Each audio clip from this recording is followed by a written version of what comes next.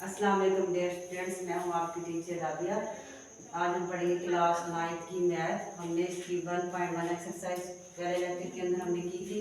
आज हम करेंगे इसकी 1.2। इससे पहले आप मेरे चैनल को सब्सक्राइब कर दें और अपने फ्रेंड्स तक शेयर करें ताकि वो भी इसको समझ सके, उनको भी मैथ और आसान हो सके। ठीक है, आज हम पढ़ेंगे। आज हमारा टॉपिक है टाइप्स ऑफ मैट्रिसेस। ठीक है, पहले हमने इसके बारे में पढ़ा था कि मैट्रिसेस क्या होती हैं, रो क्या होती है, कॉलम क्या होती है। आज हम पढ़ेंगे टाइप्स ऑफ मैट्रिसेस कि हमारी मैट्रिसेस की कौन कौन सी टाइप्स हैं। ठीक है, सबसे पहले इसकी टाइप है रो मैट्रिक्स। ठीक है, रो मैट्रिक्स क्या होती है? रो मैट्रिक्स में आपको पहले भी बताया था, हमारे पास जो हॉरिजॉन्टल होती है वो रो होती है और वर्टिकल कॉलम होते हैं। आज हम इसकी डेफिनेशन पढ़ेंगे कि रो मैट्रिक्स क्या होती है। ठीक है, if a matrix called row matrix it has only one row. ठीक है, जिसके अंदर सिर्फ एक रो होती है वो हमारी क्या होती है? Row matrix. ठीक है, कौन सी रो मैट्रिक्स होती है? जिसमें सिर्फ एक ही हमारे पास क्या हो? रो। फॉर एग्जांपल हम यहाँ पे क्वेश्चन लिखेंगे a इक्वल 1 2 3। अब हमने ये मैट्रिक्स लिखी है, रो मैट्रिक्स लिखी है। ठीक है, हमने पढ़ा है जिसके अंदर सिर्फ एक ही किताब हो, मतलब वन रो हो, तो उसे हम क्या कहें? ये क्या है? रो मैट्रिक्स है। ठीक है, हमने ये लिखा 1 2 3। अब इसके अंदर हम देखें तो रो हमारी 1 है और कॉलम हमारे इसके अंदर 3 है, क्योंकि हॉरिजॉन्टल एक लाइन है और वर्टिकल हमारी 3 लाइन है। तो हम इसका ऑर्डर क्या लिखेंगे? इसका ऑर्डर आएगा 1 बाय 3, क्योंकि हम सबसे पहले ऑर्डर में रो देखते हैं, उसके बाद हम कॉलम देखते हैं। अब रो मैट्रिक्स की आपको समझ आ गई होगी। रो मैट्रिक्स क्या होता है? जिसमें सिर्फ वन रो हो, एक किताब हो। ठीक है, उसके बाद है हमारा कॉलम मैट्रिक्स। कॉलम मैट्रिक्स क्या होता है? ठीक है, इसका matrix is called column matrix. It has only one column. ठीक है, जिसके अंदर सिर्फ एक कॉलम होता है वो हमारा कॉलम मैट्रिक्स होता है। ठीक है, कॉलम मैट्रिक्स के अंदर सिर्फ वन कॉलम होता है। फॉर एग्जांपल हम एक क्वेश्चन लिखते हैं, हम यहाँ पे एक मैट्रिक्स लिखते हैं ऐसे 1 4 5। अब हमने एग्जांपल लिखी किसकी? कॉलम मैट्रिक्स की। हमने कॉलम मैट्रिक्स की क्या डेफिनेशन पढ़ी है कि जिसके अंदर सिर्फ वन कॉलम हो वो हमारा कॉलम मैट्रिक्स होता है। तो हम इसके अंदर देखें 1 4 5, इसके अंदर कॉलम हमारे पास वर्टिकली एक ही लाइन है, इसका मतलब है वन कॉलम है, रो इसके अंदर 3 है, हॉरिजॉन्टल 3 लाइन है। अब इसका हम ऑर्डर लिखें तो ऑर्डर क्या आएगा? ऑर्डर में हम सबसे पहले रोज देखते हैं ना। अब इसके अंदर रोज तो हमारे पास 3 है, ठीक है, और कॉलम इसके अंदर 1 है। ठीक है ना, हमने यही बताना था कि कॉलम मैट्रिक्स के अंदर 1 हमारे पास कॉलम होता है। उसके बाद हमारा रेक्टेंगुलर मैट्रिक्स। रेक्टेंगुलर मैट्रिक्स क्या होता है? ठीक है, जिसे हम मुस्ततीली कॉलम बोलते हैं। ठीक है, उर्दू में से मुस्ततीली कॉलम भी कहते हैं। रेक्टेंगुलर कॉलम क्या होता है? जिसमें number of rows, number of column क्या होते हैं? इक्वल होते हैं। नंबर ऑफ रोज,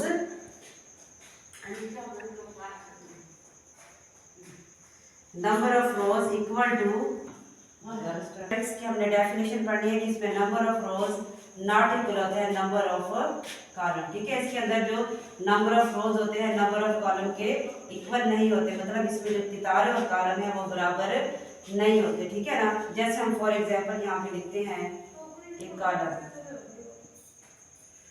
ठीक है, इसके अंदर हम लिखते हैं 1 2 3 4 5 6।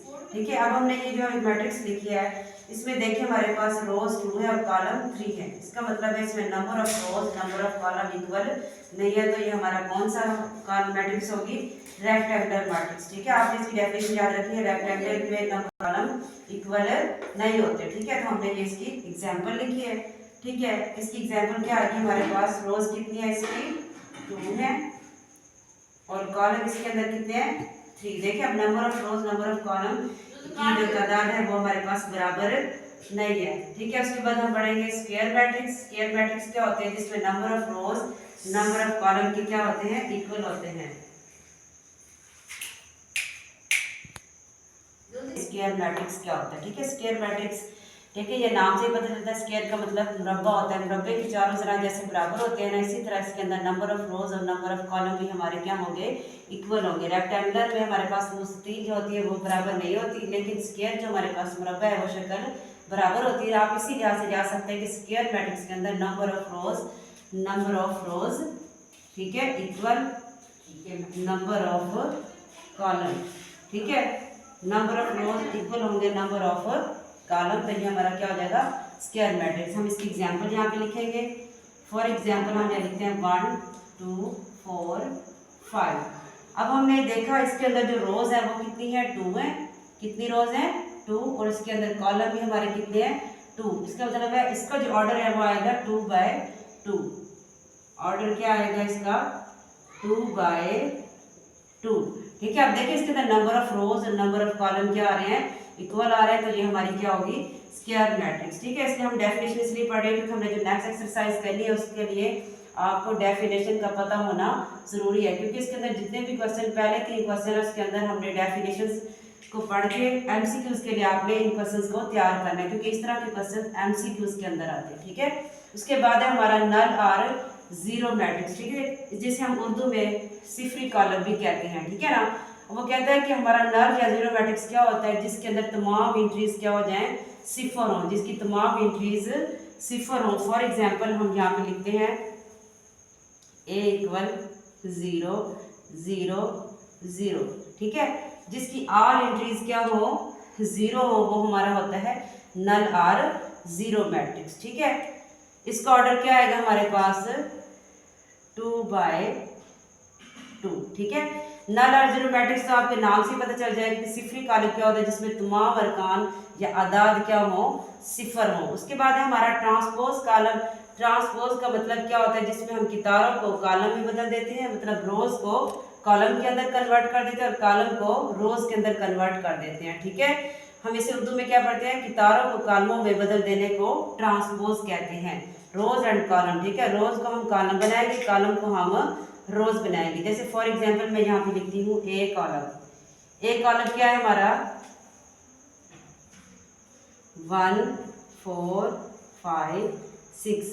अब मैंने इसका क्या लेना है ट्रांसपोज। ट्रांसपोज में हम क्या कहते हैं जो हमारी रोज होते हैं उसे हम कॉलम में कन्वर्ट कर देते हैं और जो कॉलम है उसे कन्वर्ट कर देते हैं रोज के अंदर। अब इसकी पहली रो क्या है 1 4। हम इसमें क्या इसको बना देंगे, ये रो है ना, इसको हम बना देंगे कॉलम। यहाँ पे ट्रांसपोज के लिए हमारे पास साइन होता है स्मॉल टी। आप लिखेंगे ए के ऊपर क्या लिखेंगे स्मॉल टी, फिर आगे इसका हम ट्रांसपोज लेंगे। अब ट्रांसपोज में हमने क्या करना है रो को कॉलम बनाना है। अब रो इसकी क्या है 1 4, इसका कॉलम क्या आ जाएगा 1 4। अब हमारे पास रो है 5 6। ठीक है। अब इसका हम कॉलम बना देंगे, ये आ जाएगा 5 6। ये हमारा क्या है ट्रांसपोज मैट्रिक्स। ठीक है। हमने ये 6 डेफिनेशन पढ़ ली। अब नेक्स्ट हमारी डेफिनेशंस हैं। ठीक है, वो हम पढ़ेंगे आगे। अब हमारी नेक्स्ट जो डेफिनेशन है वो क्या है negative of A matrix. Negative of A matrix क्या होता है, नेगेटिव का मतलब होता है माइनस का साइन। ठीक है। हमारे पास एक मैट्रिक्स होती है, वो कहते हैं कि matrix is called negative matrix if A change into -a। जब हम a को -a में चेंज कर देते हैं तो वो हमारी नेगेटिव मैट्रिक्स हो जाती है। जैसे फॉर एग्जांपल हम यहाँ पे लिखते हैं, यहाँ पे a मैट्रिक्स को हमने किस में चेंज करना है -a। मतलब हमारे पास जो कॉलम ए है उस मतलब जो हमारा मैट्रिक्स ए है उसकी एंट्रीज को हमने माइनस में चेंज करना है। फॉर एग्जांपल यहाँ पे ये दिया हुआ है -2 4। हमने क्या करना है नेगेटिव मैट्रिक्स के अंदर जो हमारा ए होता है उसको हमने -a में चेंज करना है। मतलब जो ए की एंट्रीज है उसको हमने माइनस में चेंज करनी है। यहाँ पे हम लिखेंगे -a। इसका मतलब है जब हम माइनस बाहर लिख रहे हैं तो ये माइनस अंदर मल्टीप्लाई हो जाएगा। जब माइनस अंदर मल्टीप्लाई होगा तो हमारा जो माइनस है वो प्लस हो जाएंगे। ये क्या हो जाएंगे प्लस और ये क्या हो जाएंगी माइनस। ठीक है ना, क्योंकि माइनस को माइनस से मल्टीप्लाई करें तो ये प्लस हो जाएगा, ये भी प्लस हो जाएगा। जब हम माइनस को प्लस से मल्टीप्लाई करें तो ये माइनस और ये माइनस। इसकी सिंपल बात आपने ये याद रखनी है, जो नेगेटिव मैट्रिक्स अगर आपके पास क्वेश्चन आ जाए कि नेगेटिव मैट्रिक्स लिखे तो आप क्या करेंगे, जो मैट्रिक्स की एंट्रीज होंगी जो नेगेटिव साइन है उसे आप प्लस कर देंगे, जो प्लस वाली एंट्रीज होंगी उसे आप माइनस कर देंगे। ये इसमें सिंपल सी बात होती है। उसके बाद हमारा सिमेट्रिक मैट्रिक्स। ठीक है, सिमेट्रिक मैट्रिक्स और सीक्यू सिमेट्रिक मैट्रिक्स ये दोनों ही मोस्ट इंपोर्टेंट डेफिनेशन है। ये अक्सर शॉर्ट क्वेश्चंस के अंदर भी आती है और एमसीक्यूज के अंदर भी। सिमेट्रिक मैट्रिक्स में सिर्फ हमने इन दोनों की फार्मूले याद रखने होते हैं। A matrix is called symmetric matrix A = A transpose. मतलब हमारा जो A है वो इक्वल आना चाहिए A के ट्रांसपोज के। मतलब अगर हमने कोई क्वेश्चन लिखा है उसका हम ट्रांसपोज भी ले लें फिर भी हमारी वही वैल्यू आ जाए वापस। ठीक है, वो क्या होता है सिमेट्रिक मैट्रिक्स। ठीक है, उसके बाद होता है सीक्यूस मैट्रिक्स। सीक्वेंस मैट्रिक्स क्या होता है, इसमें जो ए है वो इक्वल होता है माइनस ए के ट्रांसपोज के, ठीक है। इसमें ए इक्वल होता है ए ट्रांसपोज, और सीक्वेंस मैट्रिक्स का मतलब है कि जो हमारा ए होता है वो इक्वल होता है माइनस ए के ट्रांसपोज के, ठीक है ना। ट्रांसपोज आपने स्मार्ट टी लिखना है ऐसे। इसमें जो मेन चीज़ आपने याद रखनी होती है वो इन दोनों के फार्मूले होते हैं, ठीक है। जैसे ए इक्वल ए ट्रांसपोज के होता है, और सीक्वेंस मैट्रिक्स में ए इक्वल होता है माइनस ए के ट्रांसपोज के। डेफिनेशन है वो है डायगोनल मैट्रिक्स, ठीक है। अब हमने जो हमारी डेफिनेशन पढ़नी है वो क्या है, डायगोनल मैट्रिक्स। डायगोनल मैट्रिक्स क्या होता है, ठीक है।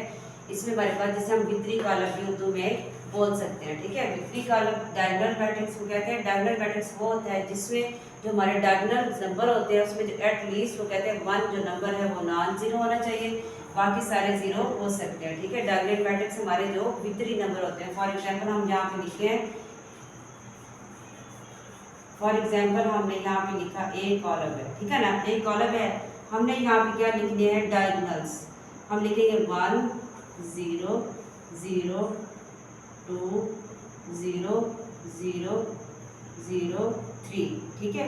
इसकी डेफिनेशन आपको एग्जाम्पल से समझ आएगी, ठीक है। वो कहते हैं हमारे पास वो जो है मैट्रिक्स डायगोनल मैट्रिक्स होती है जिसमें एटलीस्ट 1 नंबर नॉन जीरो हो डायगोनल एंट्रीज में, ठीक है। डायगोनल एंट्रीज में जो हमारे पास नंबर होते हैं वो कहते हैं एटलीस्ट नॉन जीरो, एक नंबर नॉन जीरो हो, उसके बाद चाहे पूरा इसके अंदर जो मैट्रिक्स है वो जीरो आ जाए, ठीक है ना। फॉर एग्जाम्पल हम इसके एक और भी एग्जाम्पल लिख सकते हैं ऐसे। यहाँ पे लिखे 0 1 2 3 1 0। हमने जो डेफिनेशन पढ़ी है डायगोनल मैट्रिक्स की, हमने क्या पढ़ा है कि जो हमारे डायगोनल्स नंबर होते हैं ना, ये जो हमने लिखा है ना 1 2 3 4, ये हमारे डायगोनल्स नंबर है, ठीक है। वो कहते हैं इसमें से एटलीस्ट 1 नंबर क्या होना चाहिए, नॉन जीरो, ठीक है। बाकी सारे जीरो नंबर होने चाहिए, जैसे हमने ये लिखा है। इसके अंदर भी हमने कैसे लिखा है, तमाम जो एंट्रीज है वो जीरो है, लेकिन डायगोनल्स के अंदर हम देखें तो एक नंबर क्या है, नॉन जीरो। अगर यहाँ पे हमारे पास एक नंबर डायगोनल के अंदर नॉन जीरो आ जाए तो वो हमारी कौन सी मैट्रिक्स होती है, डायगोनल मैट्रिक्स, क्योंकि बाकी सारे जीरो आ सकते हैं लेकिन डायगोनल्स के अंदर हम कहते हैं एक नंबर एटलीस्ट 1 नंबर क्या होना चाहिए, नॉन जीरो होना चाहिए, मतलब सारे जीरो नहीं होने चाहिए, ठीक है। उसके बाद है हमारा स्केलर मैट्रिक्स, ठीक है।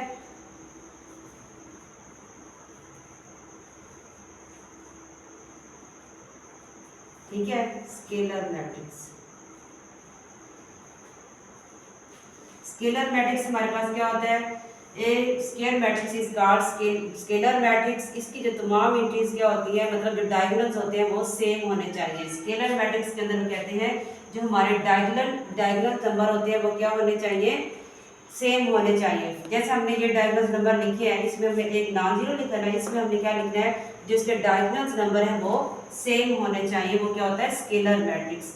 फॉर एग्जांपल हम यहाँ पे लिखते हैं ए इक्वल 2 0 0 2। अब हम देखें इसके जो डायगोनल नंबर है वो क्या आ रहे हैं, सेम आ रहे हैं, तो ये कौन सा है, स्केलर मैट्रिक्स, ठीक है। स्केलर मैट्रिक्स के अंदर जो डायगोनल नंबर है वो सेम होने चाहिए, ठीक है। बाकी चाहे सेम ना हो लेकिन हमारे जो डायगोनल नंबर है वो सेम होने चाहिए। उसके बाद हम एक और एग्जांपल लिख सकते हैं, इसको हम ऐसे भी लिख सकते हैं कि 0 0 के। अब देखिए इसके जो डायगोनल नंबर है वो सेम आ रहे हैं ना, जिसमें डायगोनल नंबर सेम आएंगे वो हमारा क्या होगा, स्केलर मैट्रिक्स। उसके बाद हमारा आइडेंटिटी मैट्रिक्स क्या है, ठीक है, मतलब हमारा वहादान वो क्या होने चाहिए, 1 होने चाहिए। जैसे इसके डायगोनल्स हमारे सेम है तो इसके अंदर आइडेंटिटी का मतलब क्या है, एक, मतलब इनके जो डायगोनल नंबर है वहाँ पे क्या होना चाहिए, 1 1 होना चाहिए। हम यहाँ लिखते हैं फॉर एग्जांपल एक हम मैट्रिक्स लिखते हैं ऐसे। मैट्रिक्स कैसे लिखेंगे, 1 0 0 1। अब देखिए इसके जो डायगोनल्स हैं वो क्या आ रहे हैं, 1 1 आ रहे हैं, ठीक है। आइडेंटिटी का मतलब क्या होता है, इसके जो डायगोनल्स हैं वो 1 1 होने चाहिए, 2 2 या 3 3 नहीं होना चाहिए, क्योंकि आइडेंटिटी का मतलब क्या होता है, 1। इसके डायगोनल्स में क्या आना चाहिए, 1 आना चाहिए। ये हमारी थी टाइप्स ऑफ मैट्रिसेस, ठीक है। हमने टाइप्स ऑफ मैट्रिसेस पढ़ी है। अगर आप टाइप्स ऑफ मैट्रिसेस की डेफिनेशन तमाम आपको समझ आ गई है तो हम इसकी 1.2 एक्सरसाइज देखें तो इसकी जो पहले 3 क्वेश्चंस हैं वो इन डेफिनेशंस के जरिए होंगे। अगर आपको डेफिनेशंस क्लियर है तो इसके पहले 3 क्वेश्चंस आप इजीली कर सकते हैं, ठीक है ना। उसमें सिर्फ आपने ये बताना होगा, जैसे ये मैट्रिक्स लिखी हुई है वहाँ पे पूछेंगे ये कौन सी मैट्रिक्स है, तो आपने बताना होगा ये डायगोनल है, स्केलर है, आइडेंटिटी है, ठीक है। इसके अंदर आपने बताना है कि ये कौन सी मैट्रिक्स है। फॉर एग्जाम्पल उसने आपको वहाँ पे ये लिखा होगा क्वेश्चन, तो पूछेंगे ये कौन सी मैट्रिक्स है, तो आप बताएंगे ये स्केलर मैट्रिक्स है। इसी तरह के क्वेश्चन ये सारे एमसीक्यूज के अंदर आते हैं, ठीक है। पहले 3 क्वेश्चन आप इन डेफिनेशंस के जरिए कर सकते हैं, ठीक है। उसके बाद हम इसका नेक्स्ट क्वेश्चन करेंगे, वो क्या होता है नेगेटिव। क्या हमने ये जैसे हमने ये मैट्रिक्स पढ़ी है ना, इसी तरह हमारा क्वेश्चन 4 है 1.2 का, वो हमने बताना है कि नेगेटिव मैट्रिक्स क्या होते हैं। नेगेटिव मैट्रिक्स में हमें क्या करना है, जो हमारे पास मैट्रिक्स होगी हमने उसे चेंज किस में करना है, उनकी जो एंट्रीज हैं जो वो हमने चेंज करनी है माइनस में, ठीक है। अगर प्लस होंगे तो हम उसे माइनस करेंगे, जो माइनस है तो उसे हम प्लस कर देंगे, ठीक है। हम नेक्स्ट क्वेश्चन अब स्टार्ट करेंगे। 2 का क्वेश्चन नंबर 4 स्टार्ट करेंगे। पहले जो हमने इसके पहले 3 क्वेश्चन है ना, जैसे हमने अभी ठीक है डेफिनेशन पढ़ी है, ठीक है। डेफिनेशंस को आपने अच्छी तरह समझ के इसके बाद आपने पहले 3 क्वेश्चन करने हैं, ठीक है ना। उसमें सिर्फ आपने ये बताना है कि जो हमारे पास मैट्रिक्स दी हुई है ये डायगोनल है, स्केलर है, आइडेंटिटी है, रो मैट्रिक्स है या कॉलम मैट्रिक्स है, ये सब आपने उसके अंदर बताना है। वो सिर्फ एमसीक्यूज के लिए आपने तैयार करनी है। उसके बाद क्वेश्चन नंबर 4 हमें स्टार्ट करना है, फाइंड द नेगेटिव मैट्रिक्स। आपने नेगेटिव मैट्रिक्स की डेफिनेशन पढ़ी थी कि हमने ए को चेंज करना है माइनस ए बी, ठीक है ना। आप इसी तरह हमारे पास जो पहला पार्ट है इसका ये लिखा हुआ है ए, ये हमें कॉलम उसने मैट्रिक्स आपको दिया हुआ है, ठीक है। आपने इसका क्या निकालना है नेगेटिव मैट्रिक्स। आप देखेंगे इफ ए हमारे पास क्या है 1 0 1, ये हमें मैट्रिक्स दिया हुआ है। हमने इसे कैसे किसमें चेंज करना है, माइनस ए के अंदर हमने इसे चेंज करना है। तो हम यहाँ इसके साथ क्या लिखेंगे माइनस, ठीक है। अब हमने माइनस लिखा है तो इसका मतलब है कि जो माइनस है ये इसके साथ मल्टीप्लाई हो रहा है ना, इसका मतलब ये हुआ कि जो हमारे पास प्लस में है वो माइनस हो जाएंगे, जो माइनस है वो प्लस हो जाएंगे, ठीक है। अब हम इसके साथ लिख देते हैं -1 0 माइनस इंटू माइनस। हमने ये माइनस अंदर मल्टीप्लाई कर दिया है। अब हमारे पास क्या आंसर आएगा इसका -1 0 और क्या आएगा +1, ठीक है। ये हमारा क्या आ गया नेगेटिव, ठीक है। हमने ऐसे ही करना था ना कि नेगेटिव आपने मैट्रिक्स फाइंड करनी है, तो आपने जो मैट्रिक्स दी हुई थी उसे माइनस से मल्टीप्लाई किया है। माइनस से मल्टीप्लाई करने के बाद आपके पास ये आंसर आ गया, ठीक है। आपने क्या करना है इसके अंदर, सो सिंपल है। आपने क्या करना है, जो हमारे पास प्लस वाली एंट्रीज होती है उसे हम माइनस कर देंगे, जो माइनस है उसे हम प्लस कर देंगे। ये क्वेश्चन भी अक्सर एमसीक्यूज के अंदर आते हैं, ठीक है ना। उसके बाद हम नेक्स्ट पार्ट स्टार्ट करेंगे, इसका पार्ट नंबर 2 स्टार्ट करेंगे, ठीक है। पार्ट नंबर 2 हमारे पास दिया हुआ है, इसे भी हमने क्या करना है नेगेटिव मैट्रिक्स में लेके जाना है, ठीक है। अब हमारे पास क्वेश्चन दिया हुआ, हमने इसका क्या लिखना है सोल्यूशन लिखना है।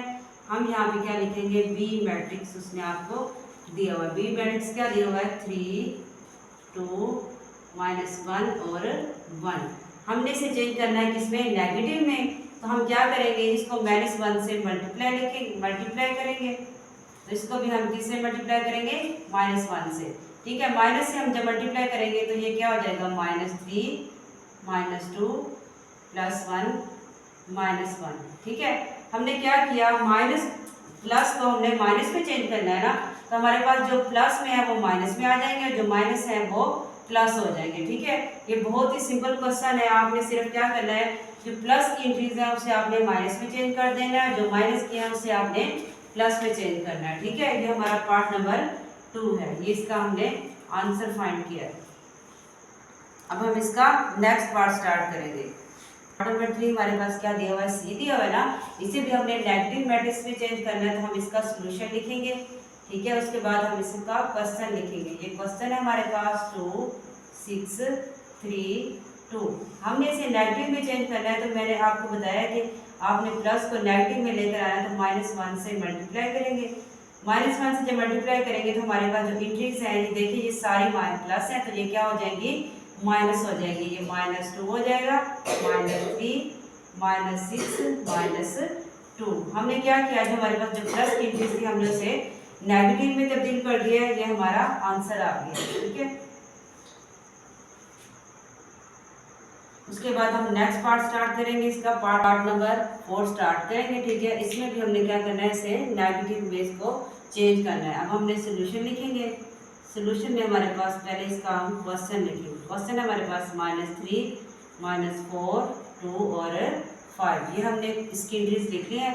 अब हमने इसे चेंज करना है नेगेटिव में, तो आप क्या करेंगे, माइनस से मल्टीप्लाई करेंगे। जब आप माइनस से मल्टीप्लाई करते हैं इसका मतलब है ये इससे मैट्रिक्स से मल्टीप्लाई हो रहा है। मैट्रिक्स के अंदर जो एंट्रीज होती हैं जब माइनस से मल्टीप्लाई होती है तो ये माइनस माइनस क्या हो जाता है प्लस, ये भी माइनस माइनस प्लस हो जाएगा और ये क्या हो जाएगा plus minus minus plus minus minus. अब हमने माइनस से मल्टीप्लाई करें तो ये क्या हो जाएगा +3 +4, क्योंकि माइनस को माइनस से मल्टीप्लाई करें तो 4 हो जाएगा।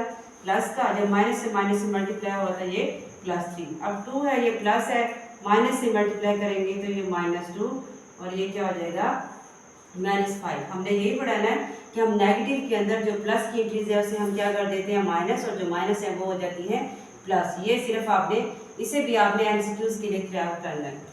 ये हमारा आंसर आ गया। अब हम इसका नेक्स्ट पार्ट करेंगे, पार्ट नंबर 5। ठीक है, पार्ट नंबर 5 के अंदर भी हमने इसे नेगेटिव में चेंज करना है।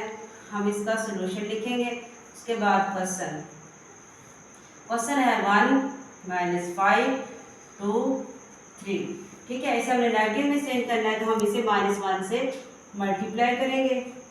मल्टीप्लाई करने से हमारी जो एंट्रीज हैं वो चेंज हो जाएंगी, प्लस माइनस में हो जाता है और माइनस प्लस, ये -1 हो जाएगा, -2 +5 -3। ठीक है, ये हमने इसकी एंट्रीज चेंज कर दी।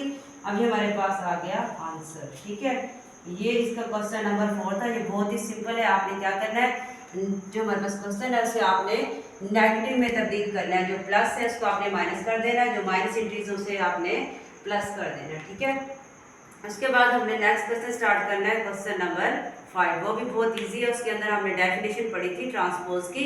ट्रांसपोज में हम क्या करते हैं, रो को कॉलम के अंदर चेंज कर देते हैं और जो हमारा कॉलम होता है उसे हम रो बना देते हैं। ठीक है, अब हम स्टार्ट करेंगे क्वेश्चन नंबर 5। नंबर 5 इसका स्टार्ट करेंगे। ठीक है, क्वेश्चन नंबर 5 में आपने क्या करना है, फाइंड ट्रांसपोज। ठीक है, ट्रांसपोज की हमने डेफिनेशन पढ़ी थी कि number of rose convert into number of column. ठीक है, आपने जो हमारे पास जो रोज होती है उसे आपने कॉलम में चेंज करना है, जो कॉलम है इसको आपने रो में चेंज कर देना। ठीक है, अब हमारे पास ये पहला मैट्रिक्स है। पहले मैट्रिक्स में हमारे पास ये लिखा हुआ है, हमने इसका सोल्यूशन लिखना है।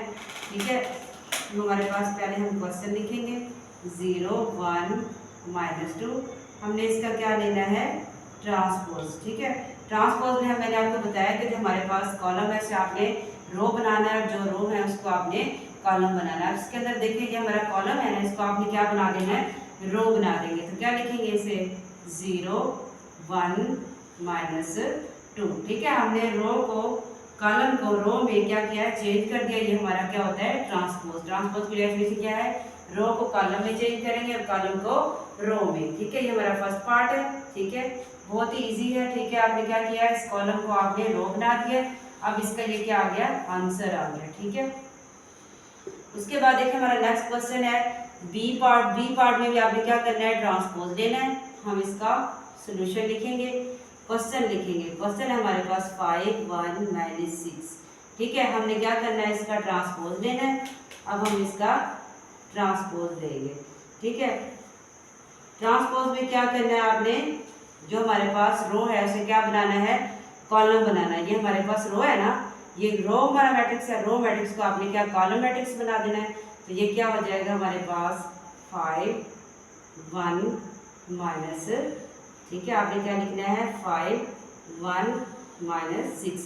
ये इसका क्या आ गया, ट्रांसपोज। ठीक है, ट्रांसपोज में हमने क्या किया है, जो हमारी रो थी हमने से कॉलम बना दिया। ठीक है, उसके बाद हमारा तीसरा पार्ट है, इसका भी हमने क्या करना है, ट्रांसपोज लेना है। इसके अंदर देखिए हमारी 3 रोज है, इसको हमने किस में चेंज करना है, कॉलम में चेंज करना है। ठीक है, अब हम इसका सोल्यूशन लिखेंगे सी। ये हमने वैल्यू 1 2 3 2 - 1 0।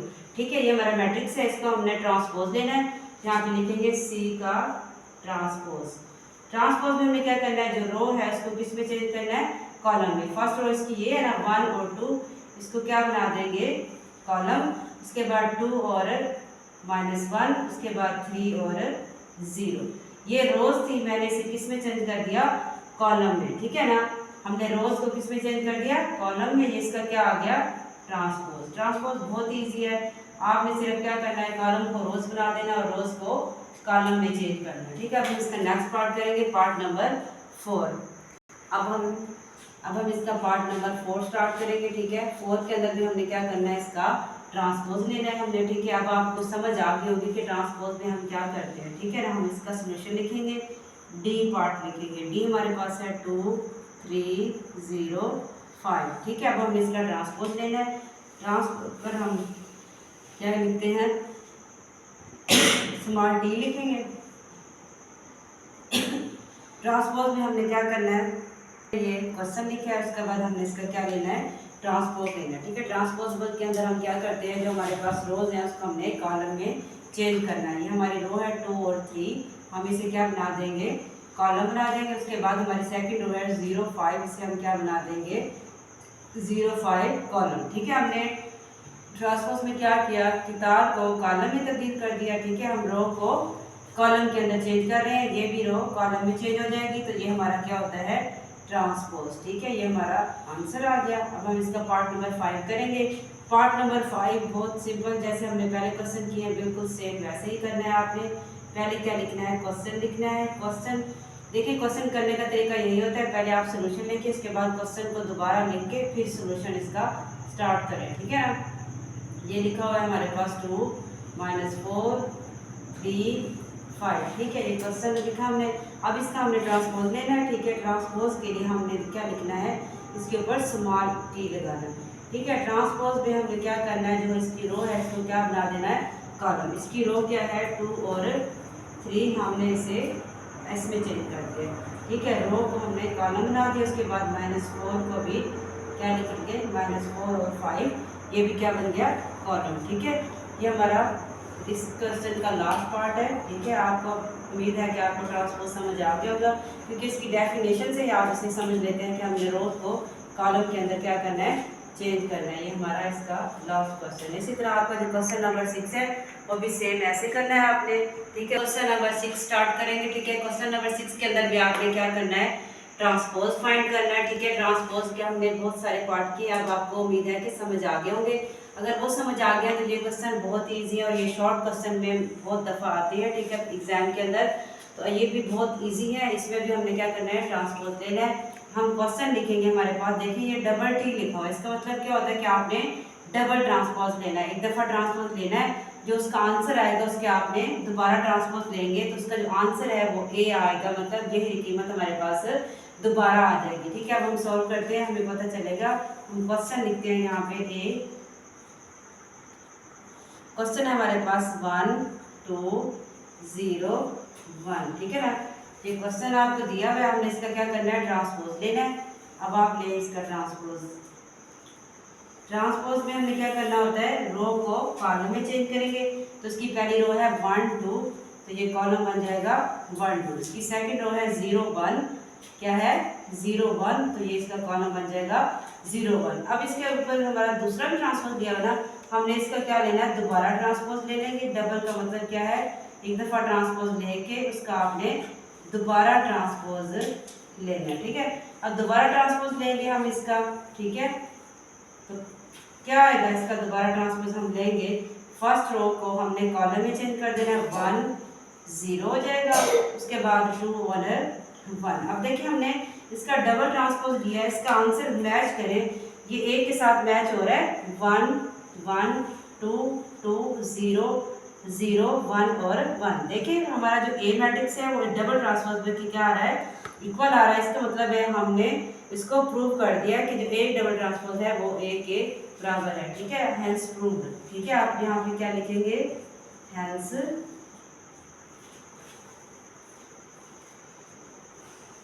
Hence proved. क्या आपने प्रूव कर दिया कि हमारे पास जो ए का ट्रांसपोज है, ए का